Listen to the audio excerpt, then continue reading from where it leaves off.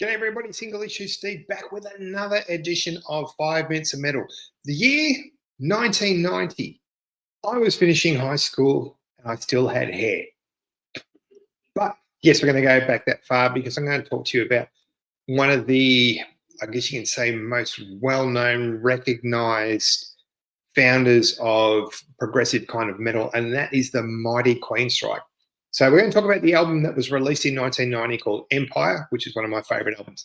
So a quick backstory for those of you who might have been sleeping under a rock and don't know anything about Queensryche. So Queensryche have been around for about 45 years now. They were originally known as Cross Plus Fire, and then they changed their name to Mob before they came up with the name Queensryche. So Queensryche is actually spelled Queensrych. Now, they got their name from the song Queen of the Reich on their very, very first EP. Obviously, with the whole Nazi kind of thing going on, I know it wasn't, it wasn't war times, but they wanted to disassociate themselves from that. So they came up with a cool way to spell it, put it together, bang, here you go, Queensryche. If you haven't heard their EP, it's really good too. The song Queen of the Reich, very first exposure for me for Queensryche, friggin' absolute belter. Geoff Tate is friggin' amazing. If you haven't heard his stuff, you've got to check these guys out. So they were formed in 1990 in Bellevue in Washington. They've had 16 studio albums now, one EP, which is their very, very first one, several DVDs. And as I mentioned, they're one of the founding members of or one of the most well-known, recognised bands for that whole progressive metal kind of thing. So their album Operation Mindcrime, which was released in 88, I think it was, 1988, is probably known as one of the best concept albums in heavy metal history. And if you haven't checked it out, it's really, really good. It's well worth having a listen to. They've also been nominated for 3 Grammys, and their album Empire, which is this one here, is actually their 4th album. Now, there is a lot of great stuff on this particular album. They've actually had 4 singles released from it. You've got Jet City Woman, Best I Can, the song title track Empire, and also Silent Lucidity, which I'll talk about specifically. So Jet City Woman is pretty much about, I think it's Geoff actually wrote the song itself. It's all about his travels and coming back to his partner and all that sort of stuff, which is pretty nice.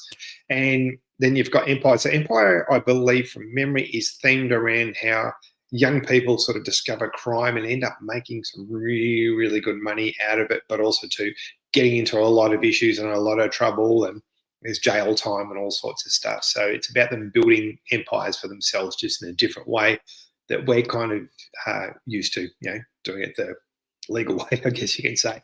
The song Silent Lucidity was nominated for a Grammy as well.